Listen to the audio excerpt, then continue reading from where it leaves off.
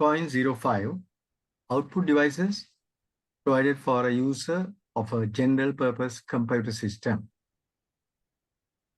So we have done and finished the devices earlier. They were secondary storage devices, magnetic media, that is the tape, hard disk, floppy disks, and how they work, how the tracks are located, concentric tracks with one center. Then the optical media, after magnetic, optical media, CD, DVD, Blu-ray, using laser technology, laser rays. Then thirdly, the solid state media, no moving parts like pen drives, SD cards, USB flash drive, circuits. The work is done by electronic circuitry. So now we are going to take on output devices provided for a user, general purpose computer system. So general purpose, normal, what you and I use, not special purpose. Special purpose is like launching a rocket or some aerospace or medical, chemical, some specialized thing. This is general purpose where we can do our own work. So what is it? The output. Main one is the screen display. Bitmap image. And we have bitmap image. And what is the other one? Vector graphics. Vector graphics. So 3 subpixels for RGB. We learned this in chapter 2. The bitmap images, the 3 subpixels for RGB. So every pixel has 3 subpixels. Varying levels of light, that is red, green, and blue, full range of colors. Varying, like you vary the R values, G values, B values, then you can get full range of colors. 16 million plus. So now we get the flat screen technology. LCD.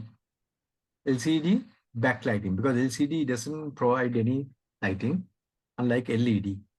And in fact, this backlighting is provided by LED. So these are the components of a liquid crystal display screen. Very technical, don't have to worry. There's a voltage difference here. This layer and this layer. With a color filter glass. Color filter glass, this one, and this is also a color filter glass. Then this is the liquid crystal. Liquid crystal. TFT glass polarizer. Polarizing, like the directions, which angle, the direction, and another polarizer here. Polarizer there, polarizer here. And the backlight. Backlight generally with LED. Backlighting is usually provided by light emitting diodes. As I said, LEDs, light emitting diodes.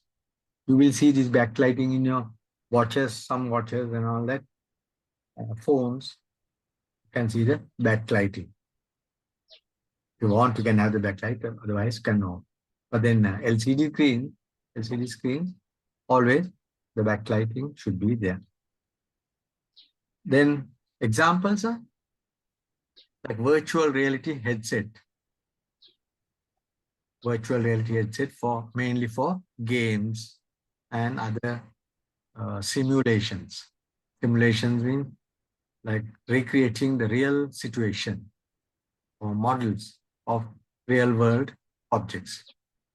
So virtual reality headset, you wear that headset and the 2 eyepieces are there.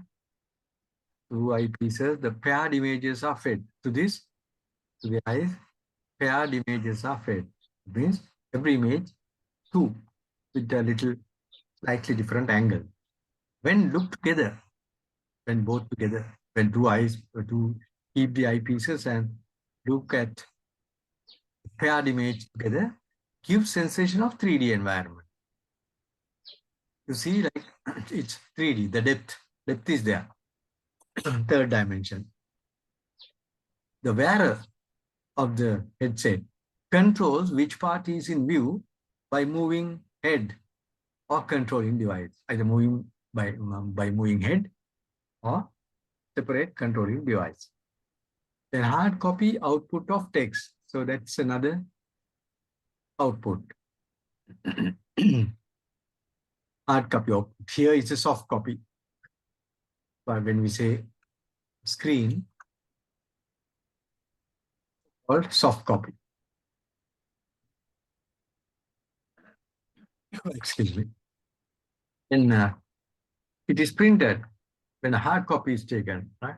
That is the paper printout. The printers used like inkjet printer and laser printer, two common printers today. Inkjet printer, a sheet of paper is fed in. Printed moves across the sheet, depositing ink onto the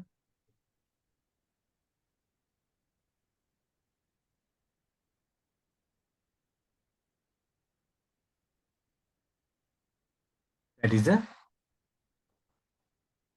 mechanism. Printhead moves across the sheet, depositing ink onto the paper according to the letters or the image. The paper is moved forward a fraction, a little bit. This moves like we're not typing here. The printhead is here. Go on printing, putting ink on the paper. When it goes here, it goes back to the beginning. When it goes to the beginning, the paper is moved a little bit up like that. See? Then it prints the next line. Print it then backwards. The printed can move only in one horizontal plane. Then the paper moves a little bit more. So likewise, print, move, print, move, print, move. The full page, the full image or the full document is printed. This continues until the sheet has been fully printed. The printhead consists of nozzles that spray droplets onto the paper.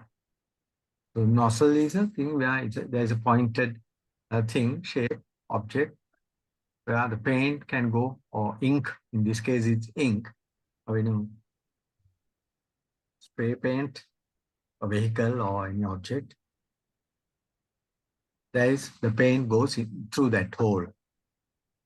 When you are icing a cake, also used is this object called nozzle, conic thing, like a cone, conical, and at the pointed end, there is a hole. So the ink also is sprayed through these nozzles, droplets of ink to the paper. Ink is supplied to the printhead. The printhead is the one that gives the picture or the word or the letter on the paper. That's a printhead. Ink is supplied to the printhead from one or more ink cartridges.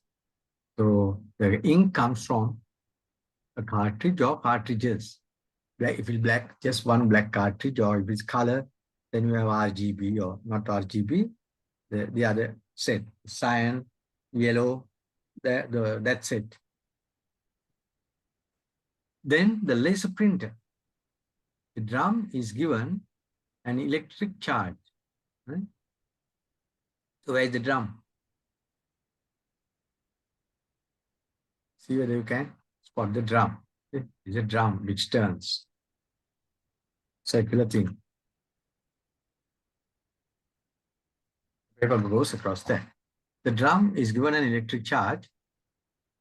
That is the letters or the image where those things are there. The drum starts to revolve step by step. Step by step in like line by line, the drum rotates or revolves. At each step, a laser beam is directed by the mirror and lens assembly to a sequence of positions across the width of the drum. So if this is the paper where I'm moving the cursor here, from here to there, the drum is like that. No? The whole thing goes up and down.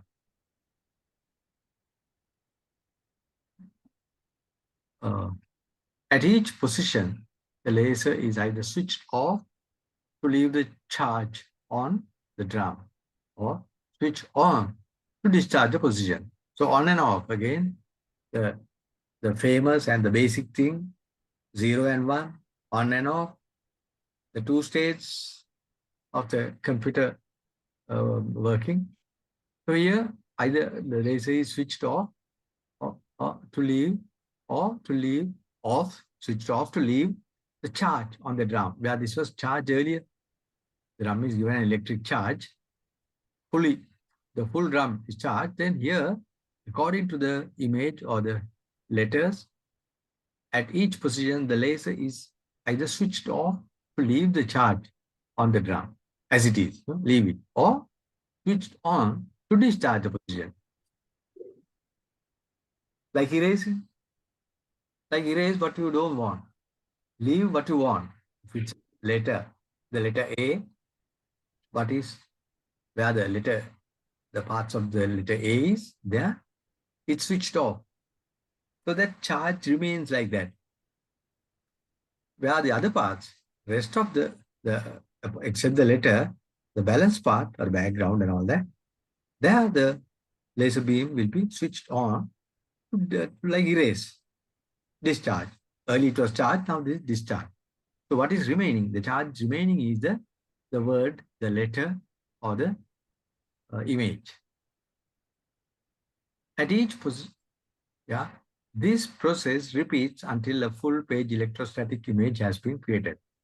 Electrostatic. Then the drum is coated with a charged toner that only sticks to positions where the drum has been discharged. So where the drum has been discharged, the toner will stick only to that one. The drum rolls over a sheet of paper, which is initially given an electric charge. So here again, the paper. Now the paper is given a charge. Earlier, the drum. The drum rolls over sheet of paper which is initially given an electric charge. The sheet of paper is discharged and then is passed through heated roller to fuse the toner particles and seal the image on the paper surface. Fuse the toner particles. Heated rollers will do that. The sheet of paper is discharged and then is passed through heated rollers which will fuse the toner particles. Toner particles is powder. The laser toner, it's called toner, not ink. Toner is powder, solid. Ink is liquid. So here the toner, the particles and all that will be fused and sealed the image on the paper surface. The drum is discharged before the process starts. The drum is discharged before the process starts, again for the next page. So it goes on and on like that. The above sequence represents black and white printing. For color printing, separate toners are required for the colors, and the process has to take place for each color. The colors are created from cyan, magenta, yellow, and black. These are the colors I told you earlier, unlike the RGB. RGB is the light. With light, you can do those changes.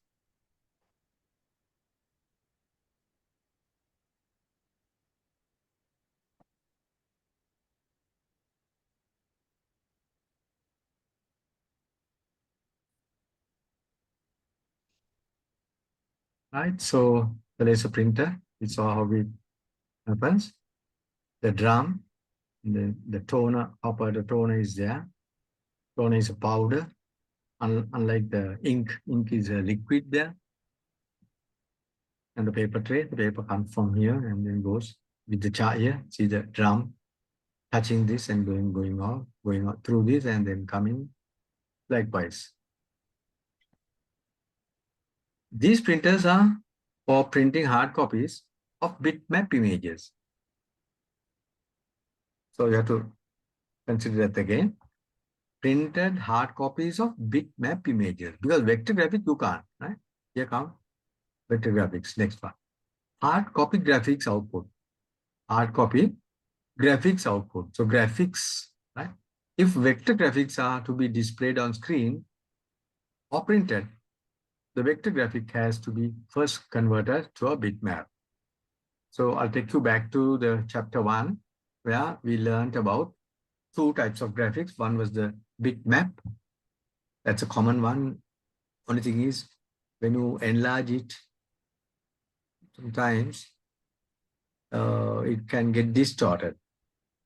It's called pixelated. The pixel, each pixels can be when you enlarge, it's not so nice to see. The quality drops. Whereas the vector graphics, you can, every time you enlarge it, the file will be reloaded, like recalculated, because it contains all the objects, the list, object list, the command list, various things, the required things, the lines and all that, like objects, they are saved. So when you recreate the object, it comes nicely according to the ratios given, the scale. But if you want to, now you can normally print this bitmap. You can display on the screen. You can print using a normal printer. But what does this say?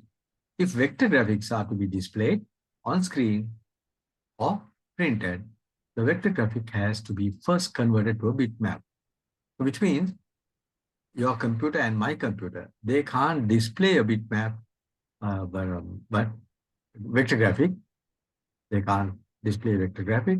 Neither can the normal printers that we have print a vector graphic. Then what do? First, we have to convert it into a bitmap, even to display on the screen or to print. First, convert it into bitmap. If vector graphics are to be printed without converting, supposing, because we know that when we convert to bitmaps, the quality drops. So if you want to retain the high quality of vector graphic and print, then of course, a graphics plotter is required. See, without converting, remember, if you convert, of course, there's no problem. Your computer, my computer, your printer, my printer, they can do. But a converted bitmap. Otherwise, if you want to retain that same quality and print, or then a graphics plotter is required. A high quality printout called graphics plotter. Then 3D printing can be used in CAM. CAM is computer aided manufacturing.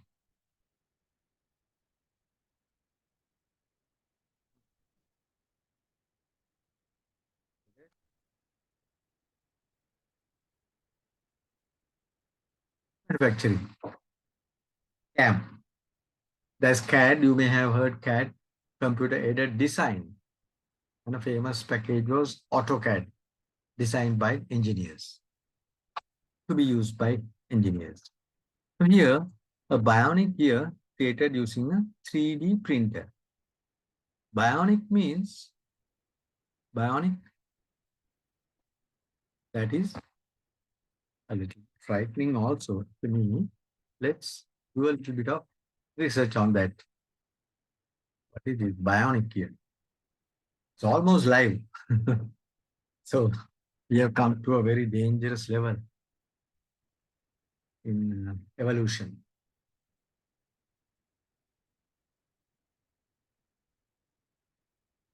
Bionic ear, bone anchored hearing aids, dental service device, dental device work for those with decided deafness. Sound is picked up on the deaf side and then conducted via. So it's almost a live thing. Do bionic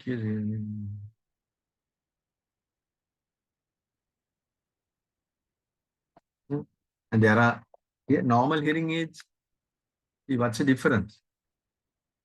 How the bionic ear is different from a normal hearing aid? How does a cochlear implant work? Cochlear implant is very different from a hearing aid. Hearing aids amplify sounds, so they may be detected by damaged ears. Cochlear implants bypass damaged portions of the ear and directly stimulate the auditory nerve, so almost connected to the nerve.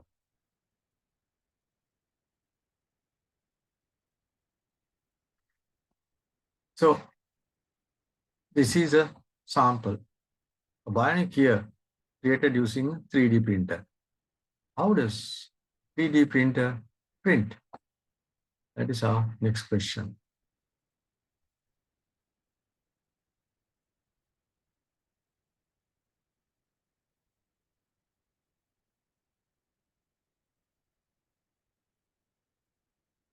So there's a whole lot of details there.